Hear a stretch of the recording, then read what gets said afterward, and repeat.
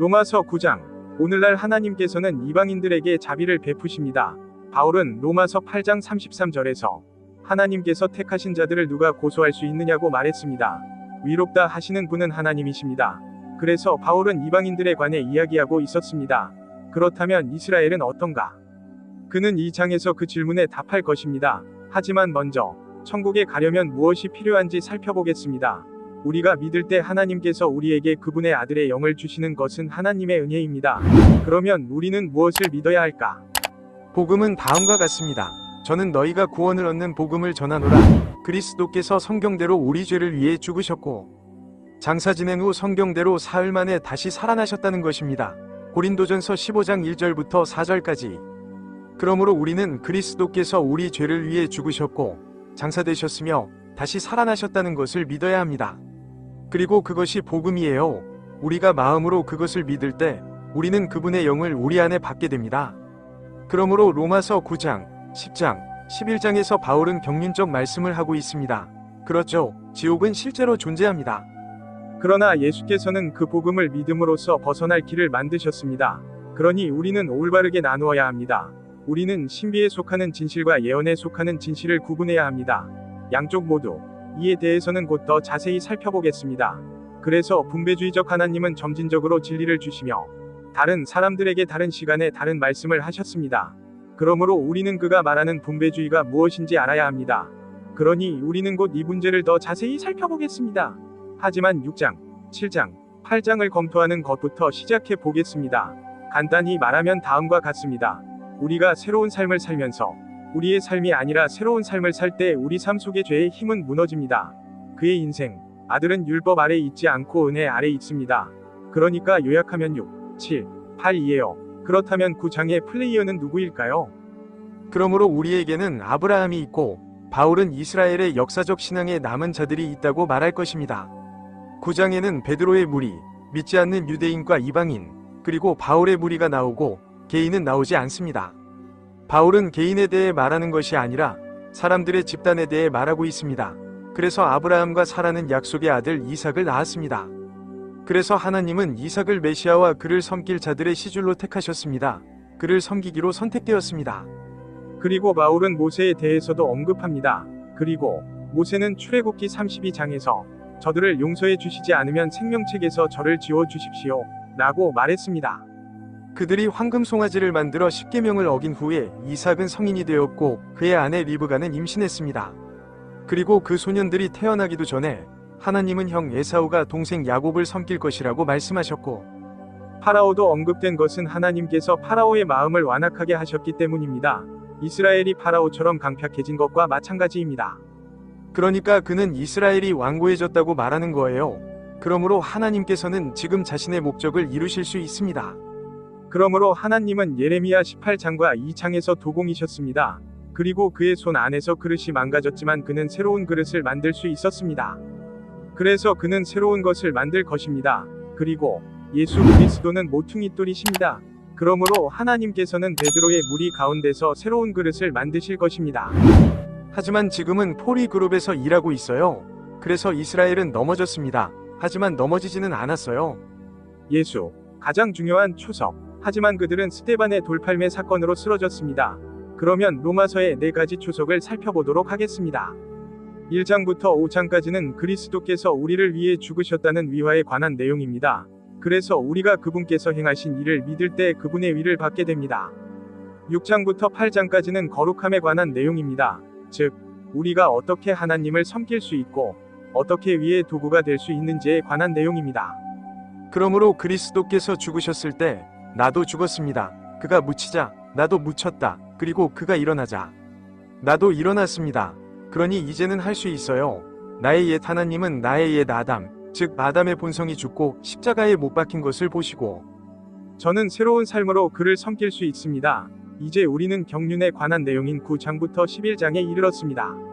그것은 하나님께서 바울을 통해 이스라엘에 무슨 일이 일어났는지 설명하는 괄호와 같습니다. 그리고 그는 자신을 섬길 두 집단을 선출했습니다. 그래서 그는 제이콥을 사랑했다고 말했어요. 그는 에사오를 미워했습니다. 그 단어는 바로 실어받는 단어예요. 그러므로 구원을 위한 선택이 아니라 봉사를 위한 선택입니다. 그 내용은 1번부터 5번까지 이미 다루었습니다. 그리고 12장부터 16장까지는 로마서를 실제적으로 적용하는 방법에 대한 내용이 나옵니다. 그러므로 우리는 바울이 베드로의 집단을 박해했다는 것을 알아야 합니다. 그는 신성모독자이자 해로운 자였습니다. 그러나 사도행전 9장에서 하나님께서는 그를 그리스도의 한 몸의 유일한 사도로 삼으셨습니다. 그리스도께서 다마스쿠스로 가는 길에 그에게 나타나셔서 사탄이 알지 못하는 사건을 예언하셨습니다. 왜냐하면 그 사건은 바울이 기록할 때까지 성경에 기록되지 않았기 때문입니다. 그래서 다메섹으로 가는 길에 그리스도의 몸이 시작되었고 은혜가 분배되었습니다. 바울은 디모데전서 1장 15절과 16절에서 자신이 그리스도의 몸으로 구원받은 첫 번째 사람이라고 말했습니다. 그러니까 그는 신성모독자였던 거예요. 그래서 주 예수 그리스도께서는 이 땅에 계셨을 때 마태복음 12장에서 이렇게 말씀하셨습니다. 그러므로 내가 너희에게 이르노니 모든 죄와 신성모독은 사람의 모든 죄와 신성모독이 사하여질 것이요. 그러나 성령을 모독하는 죄는 사람에게 용서받을 수 없습니다. 그리고 누구든지 인자를 거슬러 말하는 자는 사함을 받으리라. 그러나 누구든지 성령을 거스르는 말을 하면 이 세상에서도 오는 세상에서도 용서받지 못할 것입니다. 그러니까 바울은 마태, 마가, 누가, 요한 복음이나 그 이전의 복음서에서는 구원받을 수 없었지만 환난과 재림 때에는 구원받을 수도 받을 수도 없었습니다. 하지만 하나님께서 새로운 경륜을 열어 그를 새로운 경륜으로 구원해 주신다면 그는 구원받을 수 있을 것입니다. 곧 타임라인에서 확인할 수 있을 거예요. 그래서 스테반이 말했습니다. 목이 곧고 마음과 귀에 할례 받지 않은 자들아. 너희는 너희 조상들처럼 항상 성령을 거스르고 있구나. 당신도 그렇죠. 사도행전 7장 51절. 그래서 그들은 할례 받지 않은 유대인으로 여겨졌습니다. 그리고 바울은 디모데전서 1장 13절에서 자신이 신성모독자라고 말했습니다.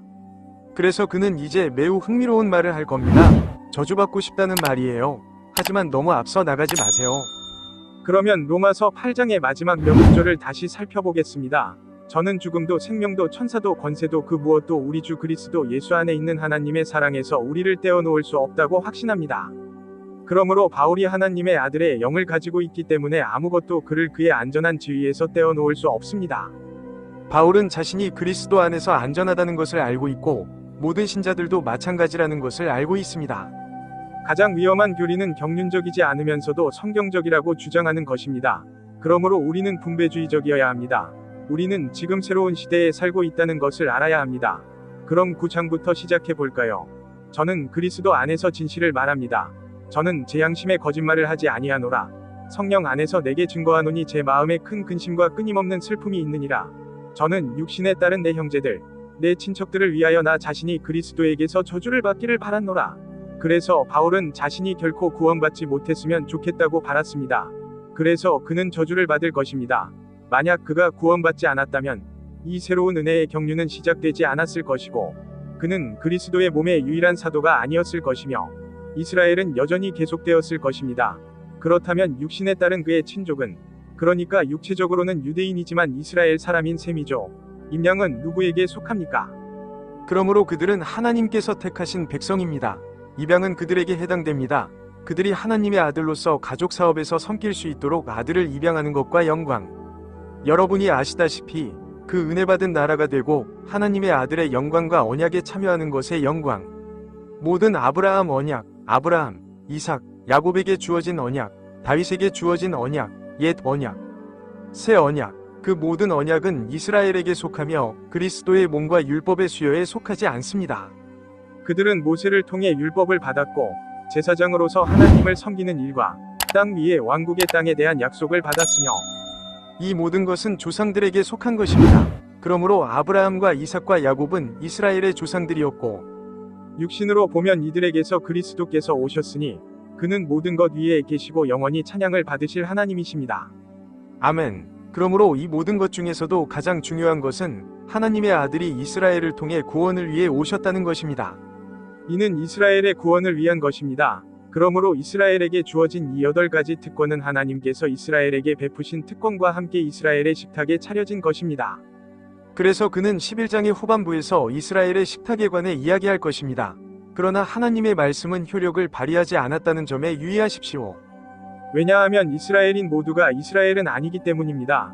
그러므로 하나님의 말씀은 역사 전반에 걸쳐 믿는 자들의 남은 자들에게 효력을 발휘하였습니다. 그들이 아브라함의 씨이기 때문에 모두가 자녀인 것은 아닙니다. 그러나 내 씨는 이삭에게서 불릴 것이다. 그러므로 믿음을 가진 자들이 구원을 받을 자들입니다. 즉, 육신의 자녀, 곧 육체적 유대인들이 구원을 받을 것입니다. 이들은 하나님의 자녀가 아니라 약속의 자녀입니다. 그러므로 영적인 자들, 그리고 그분의 영을 받은 자들은 그분의 영을 받으며 그들은 씨로 여겨집니다.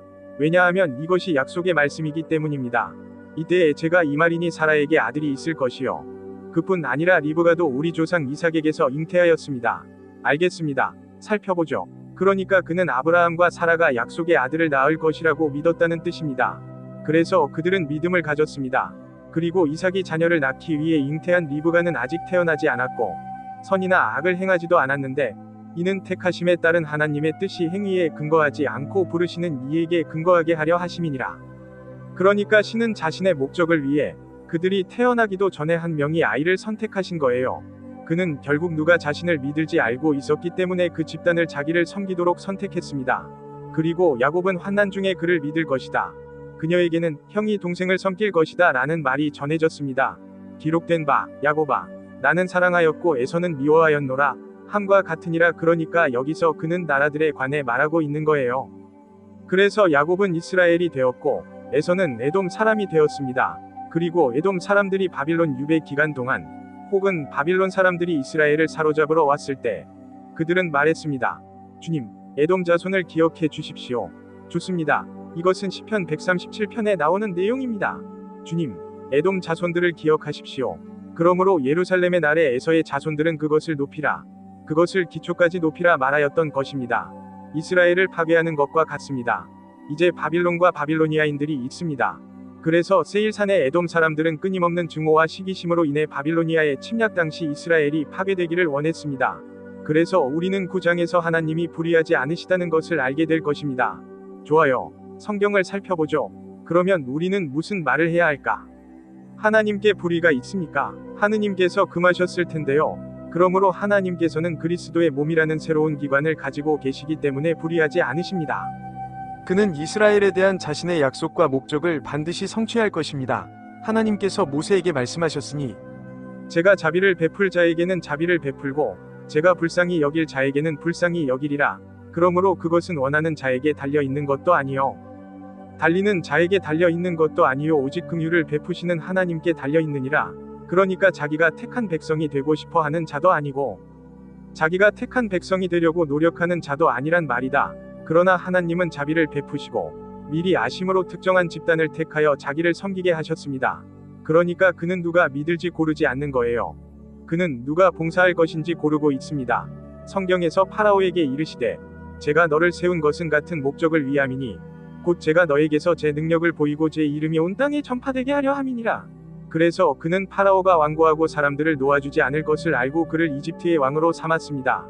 그리하여 그의 이름이 온 세상에 알려지게 하려는 것이었습니다. 그러므로 하나님께서는 자비를 베푸실 자에게는 자비를 베푸시고 강팍하게 하실 자에게는 강팍하게 하신다. 그래서 그는 메시아의 계열에 속한 사람들에게는 자비를 베풀었지만 나머지 사람들은 에서처럼 강팍하게 만들었습니다.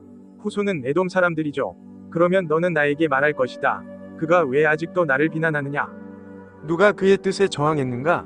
그럼 그가 모든 선택을 했는데도 왜 여전히 비난을 하는 걸까요? 아니, 오 사람이여, 너는 누구이기에 하나님께 반항하는가? 여기에 노인은 주로 유대인을 뜻합니다. 그리고 당신이 누구이기에 신에게 무엇을 해야 할지 말할 수 있겠습니까? 만들어진 것이 그것을 만든 자에게 말할 수 있겠느냐? 왜 나를 이렇게 만들었니? 도공이 같은 덩어리의 진흙으로 하나는 귀한 그릇을, 하나는 천한 그릇을 만들 권한이 없겠느냐? 그래서 명예의 그릇은 누구인가? 이스라엘의 신자들이죠. 그러므로 덩어리는 이스라엘이고 하나님은 도공이십니다.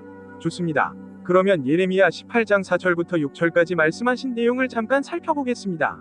예레미야는 도공이 진흙으로 그릇을 만드는 것을 보았는데 도공의 손에서 그 그릇이 망가졌습니다.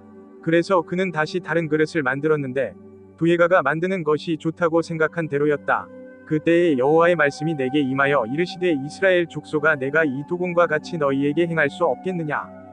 주님께서 말씀하셨습니다. 보라, 진흙이 도공의 손 안에 있는 것 같이 이스라엘 족속아 너희는 내 손 안에 있느니라. 그러므로 하나님께서는 우리와 함께 이 나라를 창조하실 것입니다. 피터의 그룹 좋아요. 계속 이어가겠습니다. 만일 하나님께서 진노를 보이시고 능력을 알게 하시기를 원하셔서 멸망에 합당한 진노의 그릇들을 오랫동안 참아내셨다면 어떻게 되겠습니까? 네, 그럼 그는 역사 전반에 걸쳐 오랫동안 불신했던 사람들과 함께 견뎌내고 있는 거군요. 그들은 멸망에 합당한 진노의 그릇입니다. 지옥이라 불리는 거대한 쓰레기통, 그리고 그분은 자비의 그릇들에 대한 그분의 영광의 풍요로움을 알려주시기를 원하셨습니다. 좋습니다. 그래서 그는 영광을 위하여 미리 준비했던 것입니다. 곧 그리스도의 몸이니. 하나님께서는 유대인 중에서만 부르신 것이 아니요 이방인 중에서도 부르셨느니라. 그러니까 진노의 그릇이란 모든 시대에 믿지 않는 유대인과 이방인을 뜻합니다. 그리고 자비의 그릇은 믿는 남은 자들입니다. 베드로와 바울의 믿는 유대인과 이방인 집단, 그리고 역사 속의 유대인과 이방인 집단. 그리고 지금, 그래서 하나님께서 은혜의 경륜 동안 그리스도의 몸을 형성하실 수 있도록 이스라엘의 프로그램에 지연과 중단이 있었습니다. 그래서 바울은 자비의 그릇이라고 말했는데 이는 하나 이상을 의미합니다. 그분의 영광의 풍요로움이 자비의 그릇인 이스라엘에 믿는 남은 자들과 우리에게도 있기를 바랍니다. 그러므로 그는 영광을 위하여 예비되었다고 말씀하신 것을 보십시오. 그래서 그는 한 무리는 땅에서 봉사하게 하고 다른 무리는 하늘에서 봉사하게 할 것입니다. 에베소서 1장 넷째 절에 이렇게 말씀하셨습니다. 곧 하나님께서 세상 창조 전에 우리를 그리스도 안에서 택하사 우리로 사랑 안에서 그 앞에 거룩하고 흠이 없게 하려 하심이라. 그래서 그는 세상 창조 전부터 그를 섬길 사람을 개인이 아니라 그리스도의 몸으로 택하셨습니다. 좋아요. 그러면 9장을 계속 읽어보겠습니다. 그는 또한 이렇게 말했습니다. 그 사람이 호세아예요. 저는 그들을 내 사람들이라고 부르겠다. 즉, 나는 히브리어로 나인데 그들은 내 민족이 아니었습니다. 로아미와 그녀의 사랑하는 사람, 그러나 사랑받지 못한 사람, 그리고 너희는 내 백성이 아니라고 그들에게 말한 그 곳에서 그들은 살아 계신 하나님의 자녀라 불리리라. 그러므로 이스라엘에서 내 백성이 아니라 불리던 그 곳에서 그들은 미래의 이스라엘에서 새 언약 아래 살아 계신 하나님의 자녀라 불리게 될 것입니다. 그러면 이에 대한 성경 말씀을 살펴보겠습니다. 그러므로 바울은 호세아서 1장 10절을 인용하고 있지만 이스라엘 자손의 수는 바다의 모래와 같아서 헤아릴 수도 없고 셀 수도 없을 것입니다. 그리고 너희는 내 백성이 아니라고 그들에게 말한 그곳에서 너희는 살아계신 하나님의 아들들이라고 그들에게 말할 것이다. 그러니까 호세아서 9장 23절에 보면 제가 그녀를 땅에 심고 자비를 얻지 못한 그녀에게 자비를 베풀겠다고 말씀하셨습니다. 그리고 내 백성이 아니었던 자들에게 내가 말하리라. 저건 피터의 그룹이에요. 너는 내 백성이요. 그들이 말하기를 너는 내 하나님이라 하리라. 호세아 223장. 그래서 유대인들은 믿을 것이고 베드로의 무리 중에 더 많은 사람들이 환난 동안 구원받을 것입니다.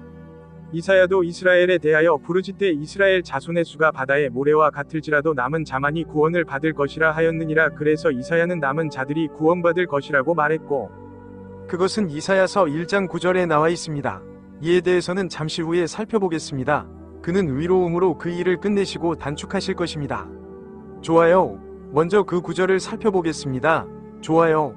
그럼 먼저 이것부터 살펴보겠습니다. 위로움으로 일을 마무리하라. 주님께서는 땅 위에서 짧은 일을 하실 것이기 때문입니다. 그리고 이사야가 이전에 말했듯이요.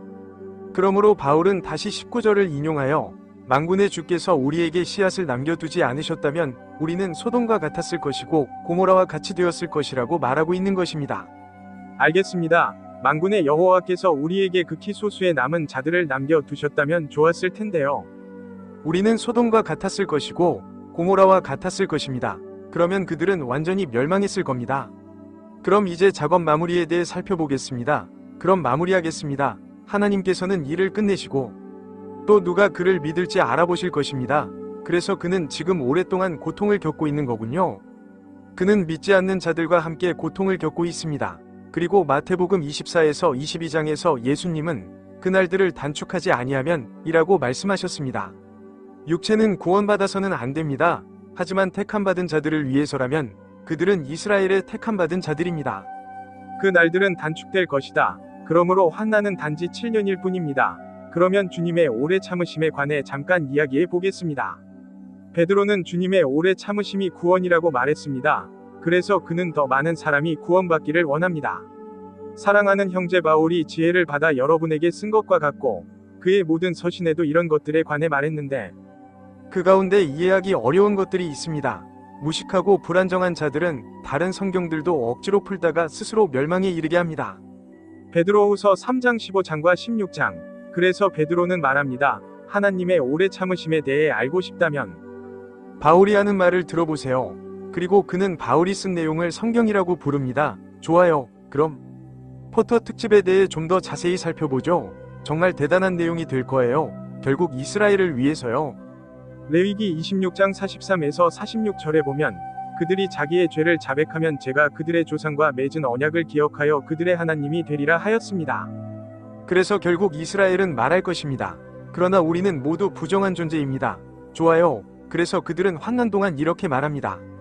좋아요. 우리는 더럽습니다. 아시다시피 우리는 아담의 후손이고 우리는 죄인이고 우리의 모든 위로움은 더러운 누더기와 같고 우리가 행하는 모든 위로운 일은 다 헛될 뿐입니다. 아시죠? 선과 악을 알게 하는 나무요. 인간의 선함은 또한 악함이다. 그리고 우리는 모두 나뭇잎처럼 사라져 버립니다. 그래서 사람들은 말라 죽는 잎사귀처럼 사라져간다. 아시다시피 유대인들이죠. 그래서 그들은 사라지고 죽습니다. 그리고 우리의 죄악이 바람처럼 우리를 몰아갔습니다. 아시다시피 우리는 우리의 죄악에 완전히 압도당했어요. 그리고 그 이름을 부르는 자가 없느니라. 당신의 이름이 당신의 이름을 부릅니다. 하나님이여, 당신을 붙잡으려고 스스로 일어나시는 분이시여. 당신은 여호와를 알고 계십니다. 당신은 당신의 얼굴을 우리에게서 숨기셨습니다. 그러므로 그것은 환난 때이며 우리의 죄악으로 인해 우리를 소멸시켰습니다. 그러나 주님, 당신은 이제 우리의 아버지이십니다. 우리는 진흙이고 당신은 우리의 도예가이시며 우리는 모두 당신의 손으로 만든 작품입니다. 이사야 64장 6절부터 8절까지. 그러니까 환난 기간 동안 이스라엘은 하나님께 돌아와서 우리는 그것을 믿습니다. 라고 말할 거예요. 아시나요? 예수는 우리의 메시아이십니다. 당신은 우리의 도예가예요. 우리는 여러분의 손으로 만든 작품입니다. 우리에게는 성령이 필요합니다. 그래서 그들은 율법을 지켜 위롭게 살려고 노력했습니다. 그래서 그들은 걸려 넘어질 돌에 걸려 넘어졌습니다. 좋아요. 마무리하겠습니다. 그럼 뭐라고 말해야 할까요? 위를 따르지 아니하던 이방인들이 곧 믿음으로 말미암은 위에 이르렀느니라. 그래서 이방인들은 자신들이 죄인임을 알았지만 그저 믿었습니다. 그래서 그들은 하나님의 아들의 위를 받았습니다. 그러나 위의 법을 따른 이스라엘은 위의 법에 이르지 못하였느니라. 그러므로 그렇다면 그들은 위로움을 받지 못한 것입니다. 왜냐하면 그들은 스스로 위롭게 되려고 노력했기 때문입니다. 그러므로 그들은 믿음으로 구하지 않고 마치 율법의 행위로 구하였기 때문입니다. 그들은 자신의 위로움을 증명하려고 노력했습니다. 그들은 걸림돌에 걸려 넘어졌으니 기록된 바와 같습니다. 보라, 제가 시온의 걸림돌과 걸려 넘어지는 반석을 두노라. 그리고 그를 믿는 사람은 누구나 부끄러움을 당하지 않을 것입니다. 그러므로 그 걸림돌은 바로 주 예수 그리스도이십니다. 그리고 그를 믿는 사람은 누구나 부끄러움을 당하지 않을 것입니다. 그래서 바울은 이사야 28장 16절을 인용하고 있습니다. 그러므로 주 하나님이 이렇게 말씀하십니다. 보라, 내가 시온에 기초를 두었으니 곧 시험한 돌이요 귀한 모퉁이 돌이요 견고한 기초입니다. 믿는 자는 서두르지 아니하리라. 이사야 28장 16절. 지옥에 가기 위해 서두르세요. 좋아요. 그럼 아니면 아시다시피 위대한 백보좌 앞에 가서 부끄러움을 당하는 거죠. 믿지 않았거든요. 로마서 9장은 이것으로 끝났습니다. 하나님이 이스라엘에게 불충실했던 것이 아니라 이스라엘이 하나님께 불충실했던 것입니다. 그럼 창세기 25장 23절에서 하나님께서 말씀하신 내용을 잠깐 살펴보겠습니다. 잊었네요. 좋아요. 우선 그는 자기 자신에게로 왔습니다. 이것이 이스라엘이요. 그의 백성은 그를 영접하지 아니하였느니라. 요한복음 1장 11절에서 바울이 그의 태중에 있는 아이들에 관해 이야기할 때 우리는 이 성경 구절을 살펴보아야 합니다. 그리고 주께서 그녀에게 말씀하셨다. 리브가야, 두 민족이 내 태중에 있고 두 민족이 내 배에서 갈라질 것이다. 한 민족이 다른 민족보다 강할 것이요, 큰 사람이 작은 사람을 섬길 것이다. 그래서 그는 그녀에게 두 개의 나라를 운반하는 두 개의 비행기를 가지고 있다고 설명했습니다. 그래서 하나님께서는 메시아의 후손이 누구를 통해 올 것인지 주권적으로 결정하셨습니다. 왜냐하면 하나님께서는 그들이 믿는 자가 될 것을 아셨기 때문입니다. 그러면 타임라인을 살펴보겠습니다. 좋아요. 그래서 시간이 흘렀지만 이제는 앞으로 다가올 시대가 되었습니다. 그래서 바울은 그 시간이 지난 동안 구원받을 수 없었습니다. 그러나 스데반이 돌에 맞아 죽은 후 사도행전 9장에서 그가 그 자리에 있었을 때 그리스도께서 그에게 나타나 바울을 구원하셨습니다. 그래서 그는 그리스도의 몸을 구원하여 천국에서 살게 하는 은혜의 분배를 시작하셨습니다. 이로써 유대인과 이방인은 같은 수준에 있게 되었는데 이제 이스라엘은 불명예의 그릇이 되었기 때문이다. 그러니까 그들은 할례를 받지 않은 거예요. 그러므로 유대인과 이방인은 모두 바울의 메시지, 바울의 복음으로 구원을 받아야 합니다. 여기서는 이것을 미스터리라고 부릅니다. 그리고 그 지시사항은 로마서에서 빌레몬서에 나와 있습니다. 따라서 이는 이스라엘의 프로그램을 방해하는 것입니다. 그래서 성경의 책들은 하나님께서 일하시는 순서를 설명합니다. 창세기 2장 9절은 예언입니다. 로마서에서 빌레몬서까지의 신비, 히브리서에서 계시록까지 또 예언이네요. 그러므로 우리의 휴거 이후에 하나님께서는 잠시 동안의 공백 기간을 가지신 후 7년간의 환난을 겪으실 것입니다. 그래서 작은 붉은 사람들은 마태, 마가, 누가, 요한 복음에서 베드로의 그룹에 구원받은 사람들이었습니다. 그리고 환난 동안에는 더 많은 것이 있을 것입니다. 그래서 이방인의 때가 그분의 재림 때 방해를 받게 되었습니다. 그리스도께서는 당신이 아는 돌이 되실 것입니다. 이스라엘은 넘어졌습니다. 그러고 나서 그는 천년 통치를 시작할 것이고 이스라엘은 다시 이방인들보다 선호되는 나라가 될 것입니다. 마치 그들이 과거에 명예로운 나라였던 것처럼 말입니다. 그렇습니다. 이스라엘은 이방인들보다 우월했습니다. 그래서 방해가 생겼어요. 성경이 펼쳐져 있습니다. 예언, 신비, 예언. 우리는 수수께끼 속에 있습니다. 그래서 하나님께서는 베드로의 무리에게 말씀하셨습니다. 두려워하지 마라. 작은 무리야. 그리스도께서 말씀하신 것은 바로 이것입니다. 내 아버지께서는 너에게 왕국을 주는 것을 기뻐하시느니라. 그래서 그는 베드로의 일행에게 왕국을 주려고 합니다. 그러므로 내가 너희 바리새인과 사두개인에게 이르노니 하나님의 나라는 너희에게서 빼앗겨 베드로의 무리 곧 믿음을 가진 자에게 주어질 것이요 그 열매를 맺는 자에게 주어질 것이니라. 하지만 오늘날 이 땅의 왕국이 제한된 것은 사도행전 15장의 예루살렘 회의 이후로는 없습니다. 갈라디아서 1장 6절부터 9절까지, 갈라디아서 2장 7절부터 9절까지를 보십시오. 사도행전 15장과 갈라디아서 2장에 나오는 예루살렘 공의회 이후 유일하게 유효한 복음은 바울의 복음이었습니다. 그러면 걸림돌에 대해 이야기해 보죠. 좋아요. 여기서는 돌에 대해 이야기하겠습니다. 이 왕들의 시대에 하늘의 하나님이 한 왕국을 세우실 것인데 그것은 영원히 멸망되지 아니할 것이요 곧 땅에 그의 왕국이 있을 것이다. 그리고 그 왕국은 다른 사람들에게 남겨지지 않을 것입니다. 아니다. 유대인들이 있을 것이나 그들은 이 모든 왕국들을 부수고 멸망시킬 것이며 영원히 설 것입니다. 손으로 만들지 아니한 돌이 산에서 떨어져 나와 철과 놋쇠와 진흙과 은과 금이 산산이 부서지는 것을 왕께서 보셨으니 크신 하나님께서 느부갓네살 왕에게 장래 일을 알려주셨음이로다. 그리고 그 꿈은 확실하고 그 해석도 확실합니다. 그러니까 그 돌은 주 예수 그리스도이시죠. 좋아요. 그래서 주께서는 모세에게 이렇게 말씀하셨습니다. 그러므로 이제 너희가 내 목소리를 진실로 듣고 내 언약, 곧 옛 언약을 지키면 너희는 모든 백성 가운데서 나에게 특별한 보물이 될 것이다. 온 땅이 나의 것이요 너희는 나에게 제사장 나라가 되고 거룩한 나라가 되고 거룩한 백성이 되리라. 이는 네가 이스라엘 자손에게 전할 말씀이다. 그러니까 그들이 율법을 지켰다면 그들은 제사장 왕국이 되었을 겁니다. 하지만 그들은 황금 송아지를 만들었기 때문에 제사장 왕국이 될 수 없었습니다.